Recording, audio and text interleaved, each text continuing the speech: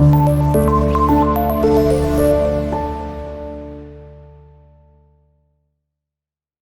वालेकुम class, my name is Mohammad Ahmed Rashid, your biology teacher. Students, आज का जो हमारा टॉपिक है वो है क्लासिफिकेशन। चैप्टर 2 बायोडाइवर्सिटी से क्लासिफिकेशन का टॉपिक है आज। ठीक है, क्लासिफिकेशन एक्चुअल में हमारे पास क्या होती है, लिविंग और ऑर्गेनिजम्स को ग्रुप्स और सब ग्रुप्स में डिवाइड करने का जो एक मेथड है उसे हम बोलते हैं क्लासिफिकेशन। अर्थ के ऊपर मिलियन ऑफ स्पीशीज़ मौजूद हैं, मिलियन ऑफ लिविंग ऑर्गेनिजम्स हैं हमारे पास, उनको हमने क्या करना है, ग्रुप्स और सब ग्रुप्स में डिवाइड करने हैं। इसे हम बोलते हैं ये क्लासिफिकेशन है। ठीक है, क्लासिफिकेशन के एम्स क्या है, ये क्लासिफिकेशन करने के कुछ एम्स भी तो होने चाहिए। क्लासिफिकेशन करने से हमें लिविंग ऑर्गेनिजम्स जो इतने ज़्यादा नंबर्स में मौजूद हैं उनके दरमियान जो सिमिलैरिटीज़ हैं वो पता चल जाती हैं हमें। ठीक है, और इसके अलावा जो डिफरेंसेस हैं,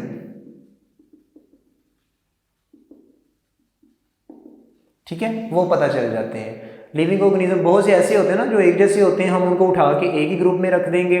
जिनमें डिफरेंस होगा उनको हम क्या करेंगे, डिफरेंट ग्रुप्स में रख देते हैं। एक तो ये बात है। दूसरा, हमें इनकी एवोल्यूशनरी हिस्ट्री पता चल जाती है। एवोल्यूशनरी हिस्ट्री यानी कि इनके पेरेंट्स जो थे वो कौन से थे, इनके फोर फादर्स से लेके अभी तक जो डिसेंडेंट जो स्पीशीज़ होती है ना, इनके दरमियान में क्या रिलेशन होता है। एवोल्यूशन आप समझते हैं ना कि जो लिविंग ऑर्गेनिजम्स में इतना ज़्यादा चेंज आ चुका है। स्टार्टिंग में लिविंग ऑर्गेनिजम्स किसी और टाइप के थे, चलते चलते चलते अब इस वक्त जो हमारे पास आ चुके हैं उनमें बहुत ज़्यादा चेंजेस हैं। एनिमल्स में भी बहुत ज़्यादा चेंजेस हैं, प्लांट्स में भी बहुत ज़्यादा चेंजेस हैं। तो ये एक्चुअल में एवोल्यूशन होती है। ठीक है, तो हमें क्लासिफिकेशन करने से उनकी एवोल्यूशनरी हिस्ट्री भी पता चल जाती है कि ये एनिमल्स या प्लांट्स कहाँ से मिले हमें उन प्लांट्स और एनिमल्स जो हैं उनके अंदर सिमिलैरिटीज़ पता चल जाती हैं, हमें उनमें डिफरेंसेस वगैरह पता चल जाते हैं। ठीक है, ये इनके एक्चुअल में एम थे। अब क्लासिफिकेशन करने की कोई ना कोई बेस भी तो होनी चाहिए। किस बेस पे हम क्लासीफाई कर देते हैं लिविंग ऑर्गेनिजम्स को। ठीक है, कोई भी काम कर रहा हूँ उसकी कोई ना कोई स्पेसिफिक बेस होती है ना। तो क्लासिफिकेशन की एक्चुअल में बेस क्या थी? क्लासिफिकेशन की जो बेस है,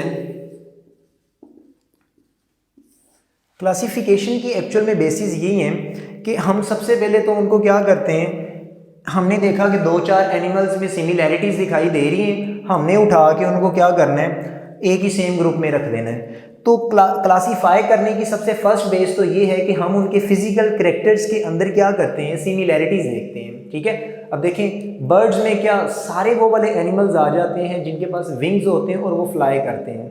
ये क्या थे, ये उनकी सिमिलैरिटीज़ है, तो हमने सभी को वहाँ पे रख दिया है। ठीक है, अब फिश और बर्ड को हम एक ही ग्रुप में तो नहीं रखते, फिश पानी के अंदर रह रही है और जो हमारे पास बर्ड्स हैं वो हमारे पास खुश्की पे रहते हैं और वो फ्लाई करते हैं। विंग्स हैं, सिमिलैरिटीज़ हैं, हमने एक ही ग्रुप में रख दिया।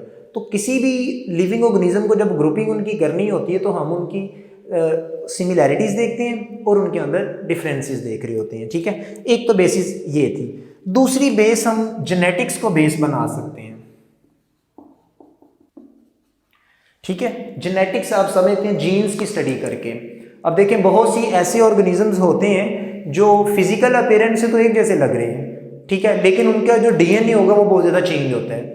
तो साइंटिस्ट ने क्या किया, सिमिलैरिटीज़ और डिफरेंसेस की बेस पे भी डिवाइड करना था, लेकिन उन्होंने कहा कि सबसे अच्छी जो बेस है ना वो हम जेनेटिक्स को बेस बना लेते हैं, उनके जीन्स की स्टडी करते हैं। अगर तो उनके डीएनए के अंदर जीन्स एक जैसे आ रहे हैं तो भी हम उनको उठा के एक ही ग्रुप में रख देंगे, यानी कि जेनेटिक बेस पे भी क्लासिफिकेशन की जा रही है। ठीक है, तो इसमें दो इंपॉर्टेंट उसकी बेसिस थी, एक उसकी जेनेटिक्स और दूसरा सिमिलैरिटीज़ और differences in physical characters. Physical appearance में जो डिफरेंसेस और सिमिलैरिटीज़ होती हैं उनकी बेस पे भी हम इनको क्लासीफाई कर देते हैं ग्रुप्स और सब ग्रुप्स में।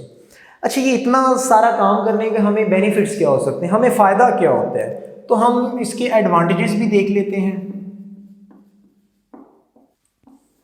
क्लासिफिकेशन के हमें एडवांटेजेस क्या होते हैं। क्लासिफिकेशन इतनी ज़्यादा करने से, यानी कि 20 लाख एनिमल्स और प्लांट्स के बारे में साइंटिस्ट ने उनको क्लासीफाई किया हुआ है, ठीक है, उनके नाम भी रखे हुए हैं, उनको आइडेंटिफाई किया हुआ है, तो उसका फ़ायदा क्या होगा हमें इतना ज़्यादा काम करने का।